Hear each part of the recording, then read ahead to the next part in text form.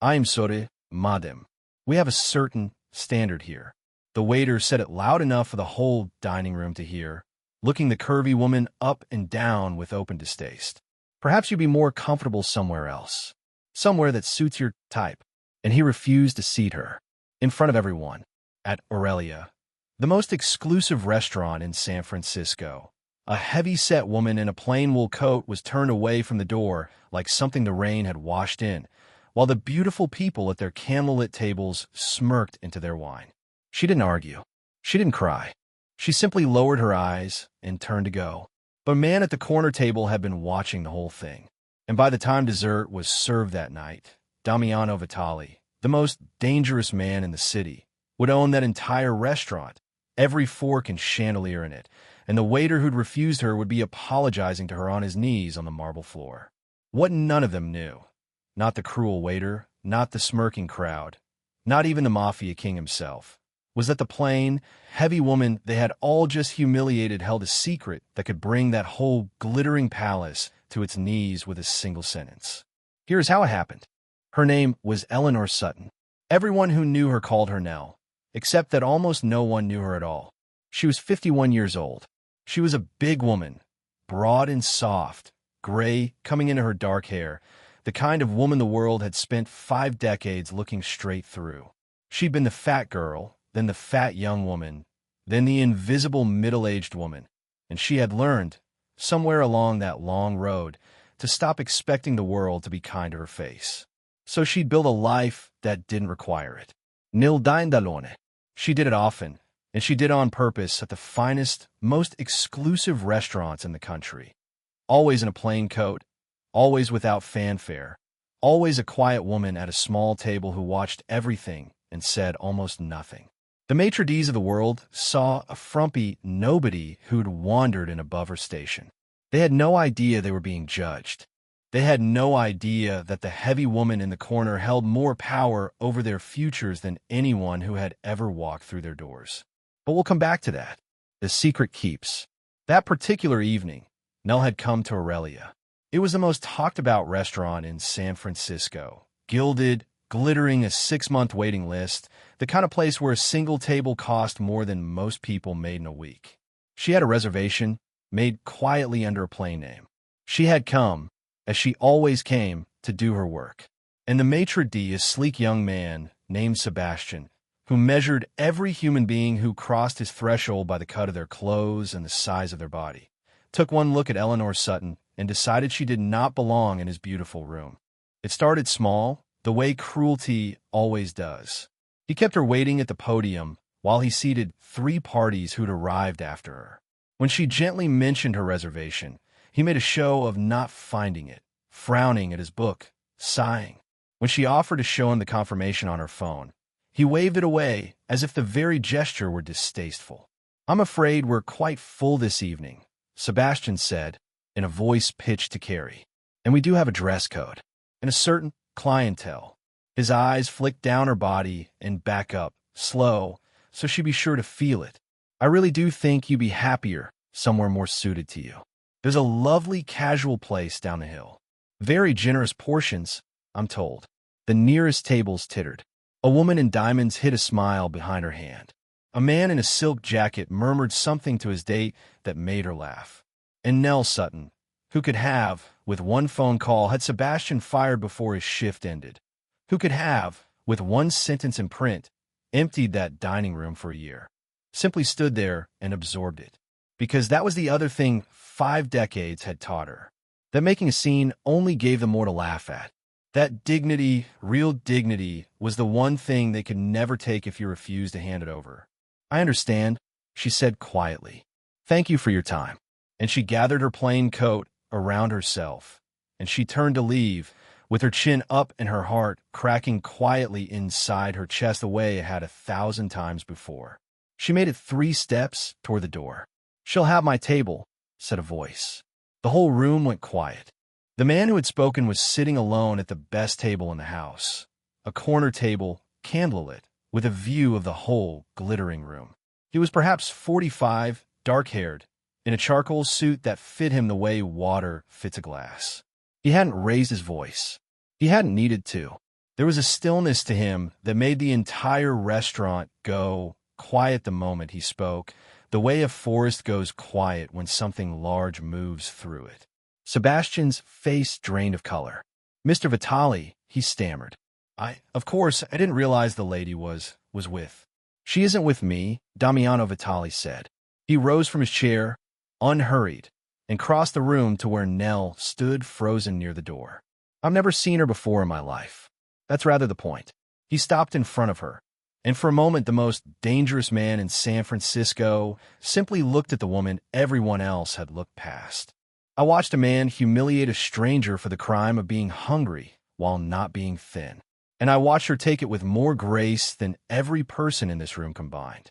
He turned, and his eyes swept the dining room, and one by one the smirks died, including me. He held out his arm to Nell. "Please," he said, "you came here to have dinner. Have dinner. As my guest. At the best table in the house, which I'm not using anyway." A faint, dangerous smile. "I find I've lost my appetite for the company I came with." Nell looked at the offered arm.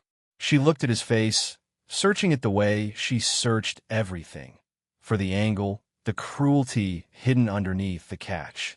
There wasn't one. She'd spent 51 years learning to read what people wanted from her. This man wanted nothing. He didn't know who she was. He couldn't want anything, because as far as he knew, she was a nobody in a plain coat. It had been a very, very long time since anyone had been kind to her for free. She took his arm. He seated her himself.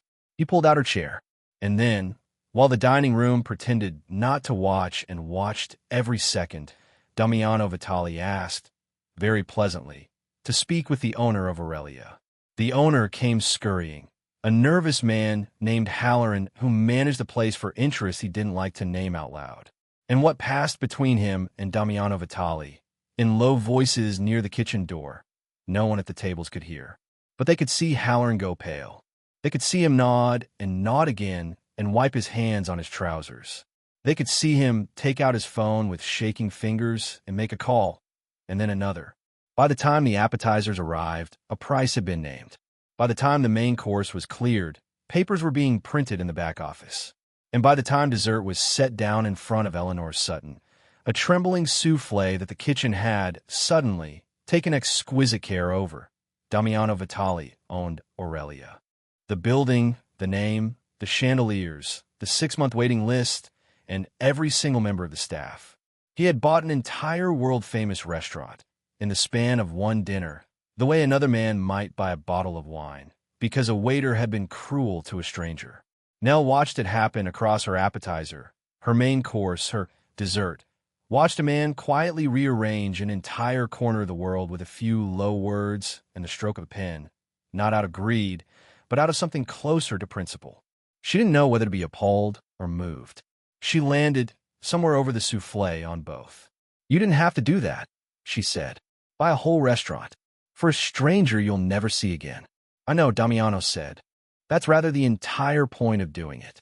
"There's one more thing," Damiano said, when Halloran brought him the signed papers.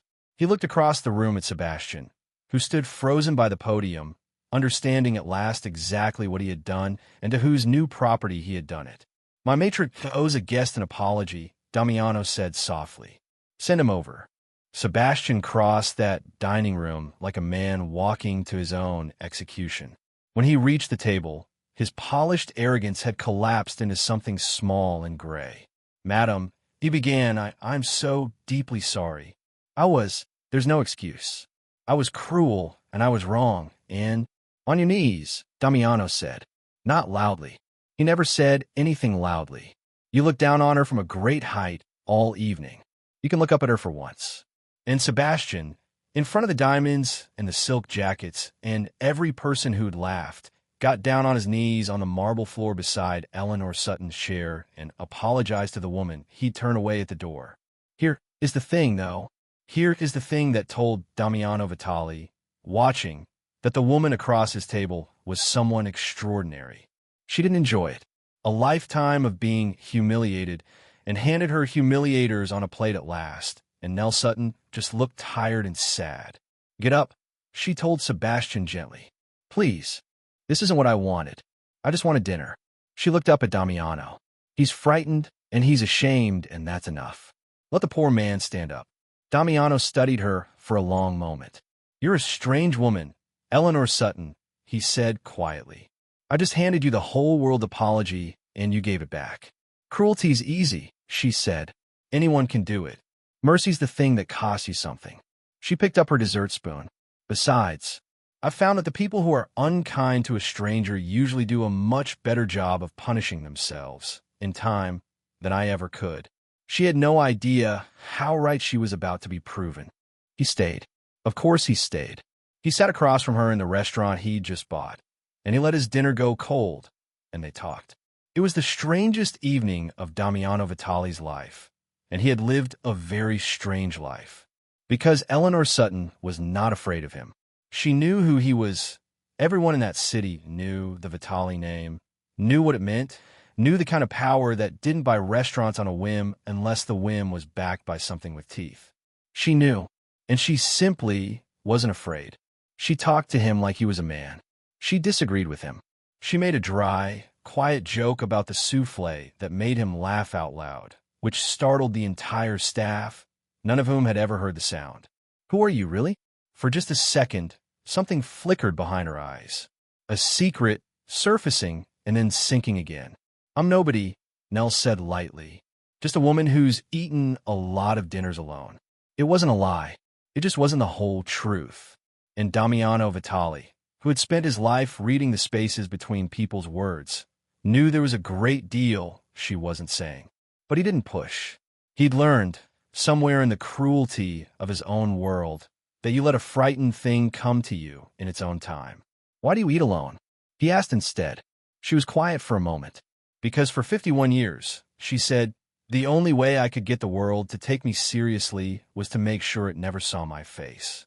I built a whole life out of being invisible. It's safe being invisible. Nobody can hurt what they can't see. She looked at him. You're the first person in a very long time who looked right at me. I'd almost forgotten what it felt like.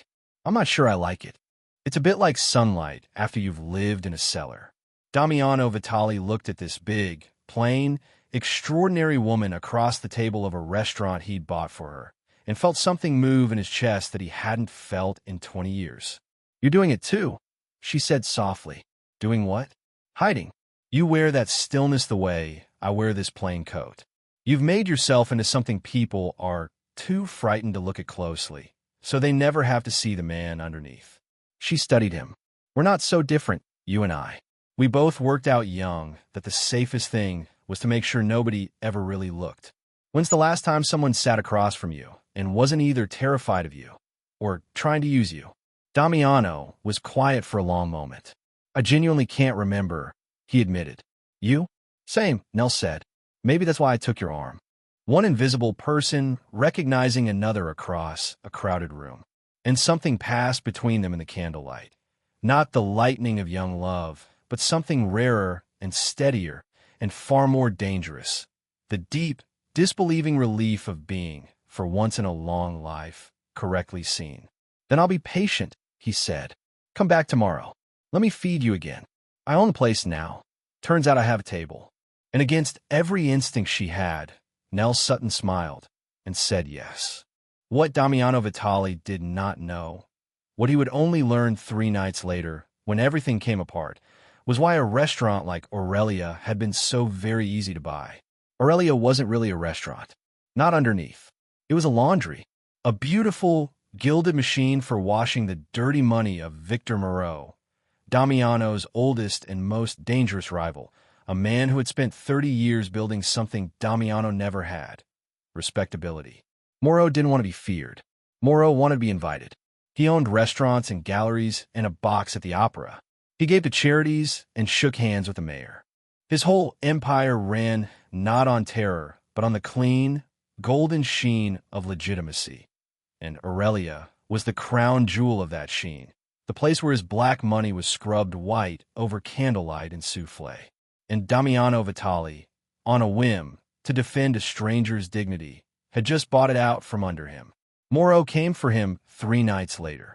He didn't come with guns at first. He came with leverage, a stack of Damiano's markers he'd quietly bought up, a judge in his pocket, A commission sit-down called to punish Damiano for moving on another family's business without sanction. By the rules of their world, Damiano had broken a law, and Moreau had maneuvered him into a corner from which there was no clean escape. Give Aurelia back, ruined and humiliated, or face a war he was now positioned to lose. The sit-down was called at Aurelia itself. Moreau's idea of a joke. And Damiano, who had something to lose now, for the first time in years, made one mistake. He let it be known, because he could not help himself, that he was a man newly, foolishly in love, with a quiet, plain woman who ate dinner alone. Victor Moreau, who understood leverage better than any man alive, smiled when he heard it. And he had Eleanor Sutton brought to the sit-down too. They sat her in a chair at the center of the empty, beautiful dining room of Aurelia, under the dark chandeliers, and Victor Moreau circled her like a man appraising a painting. So this is what the great Damiano Vitali threw a 30-year truce away for, Moreau said. I confess I'm disappointed. I expected something more decorative. He turned to Damiano, who stood very still with two of Moreau's men at his back and murder behind his eyes. Here's how this ends, Damiano. You sign Aurelia back to me. You pay your markers. You kneel at the commission and you apologize. And the woman walks out of here unharmed. Or you keep your pride, and she does not walk out at all. Simple. It was Damiano knew, checkmate. There was no version of the next 10 minutes where he saved both his empire and the woman he loved. He opened his mouth to give Moreau everything, to save her life. Mr. Moreau, Nell Sutton said quietly from her chair, before you go any further, I think you should know who I am. Moreau glanced at her, amused. And who are you, Signora? Nell folded her hands in her lap and lifted her chin, and for the first time in 51 years, the invisible woman chose to be seen. My byline is stern, she said. The room went very, very still. Moreau's smile didn't move, but something behind his eyes did. You've heard the name, Nell said. Everyone in your world has. The critic no one has ever photographed. The one whose single review built the French Laundry's legend and closed 3 Michelin kitchens in a season. The one your maitre d' turned away from this door 3 nights ago because she was fat and wore a plain coat. She let that land. I have eaten in every restaurant you own, Mr. Moreau. Quietly. Alone. Over 15 years. Aurelia. The Verdugo. Café Stella. Le Mirage. I've sat in your beautiful, empty dining rooms and watched them post the revenue of a packed house, month after month, year after year. I never said a word. It wasn't my business what you did with your money. She smiled, and it was the gentlest, most terrifying smile Damiano had ever seen. But you just made it my business. You put your hands on me. And here is the thing you spent 30 years too arrogant to understand, Mr. Moreau. Your guns mean nothing to me because I don't fight with guns. I fight with the truth, in print, read by every person whose good opinion is the only thing keeping the law off your back. Your empire isn't built on fear. It's built on respectability. And I am the woman who decides what's respectable in this country. She let the silence stretch. You hurt me or this man tonight, she said, and I will not call the police. I'll do something far worse. I will write one column, about the gilded restaurants in this city that serve no diners and yet feed an empire. I won't aim a crime. I won't have to. I'll simply ask the questions in the most widely read food pages in America and let every health inspector and taxman and ambitious young reporter in the state follow the smell. I'll burn your respectability to the ground in a single Sunday edition, and without it, you're just another thug the commission can't afford to be seen with anymore. You'll lose everything that actually matters to you. The opera box, the mayor's handshake, the clean name. She tilted her head, all because a waiter judged a fat woman by her coat. Now, shall we talk about how you walk out of here, Mr. Moreau? Victor Moreau, who had not been afraid of another human being in 30 years, looked at the plain woman in the chair and understood that he had brought a gun to a war he could only lose with a pen. He let them go. He had no choice. A man whose entire kingdom is built of reputation cannot risk the one person alive who can erase it. It was not quite bloodless. When the full weight of his defeat finally landed, Moreau's pride snapped, and one of his men went for a weapon, and Damiano Vitali moved before anyone else in the room had finished thinking. He put his whole body between that gun and Nell's chair, a wall of muscle and fury, and his voice dropped into something that made even Moreau's hardened soldiers go still. "You will not," he said, so much as breathe in her direction. The gun went back into its holster. The moment passed, but Nell would never forget that he had stepped in front of her without a half-second's hesitation.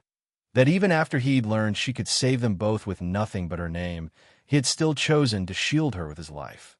A man whose entire kingdom is built of reputation cannot risk the one person alive who can erase it.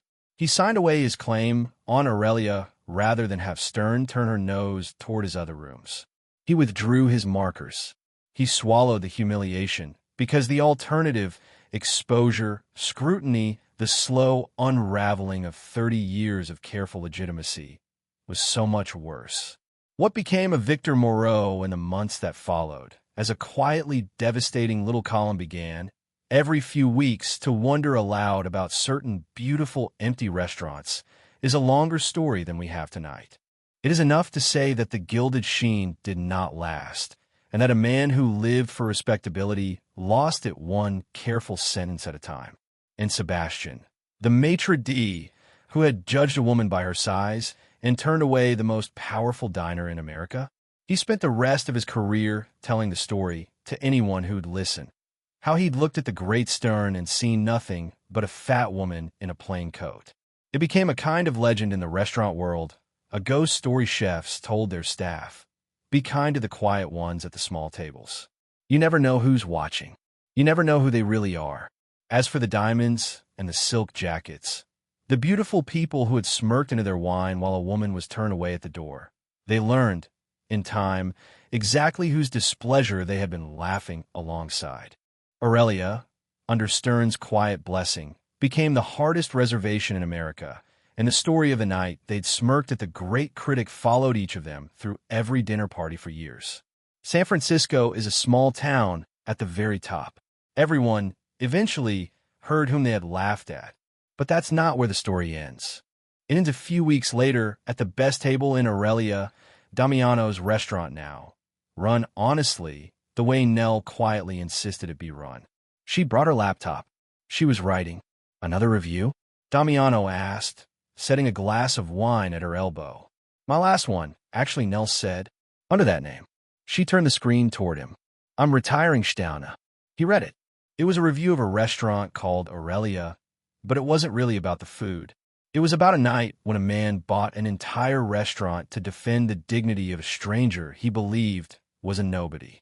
It was about the difference between the people who judge you in 5 seconds at a door and the rare ones who actually look.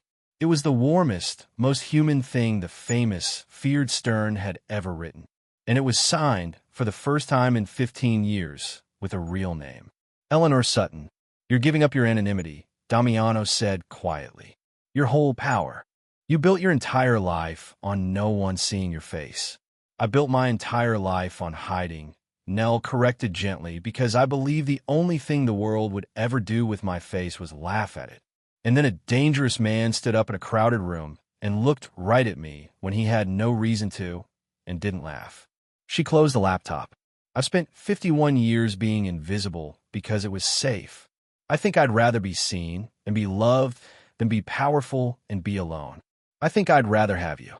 Damiano Vitali, the most feared man in San Francisco, took the hand of the woman a waiter had refused to serve and lifted it to his lips and held it there a long moment. "I looked at you," he said, "because you were the most dignified person in a room full of people pretending to be better than they were. I didn't know you were the most powerful woman in America. I'm almost sorry you told me." A small, real smile. "I rather like thinking I was the one with all the power and choosing you anyway. Turns out you never needed saving at all." "No," Nell agreed, smiling back at him in the candlelight, finally, fully, gloriously seen. "But it was awfully nice to be defended, just once, by someone who didn't know there was anything in it for him." And in the gilded dining room that had once turned her away at the door, the invisible woman and the dangerous man had dinner, at the best table in the house, in full view of everyone, for all the rest of their days. So that's the story of the curvy woman a waiter judged in 5 seconds flat. The one everyone in that gilded room looked straight past, who turned out to hold more power than every person in it combined.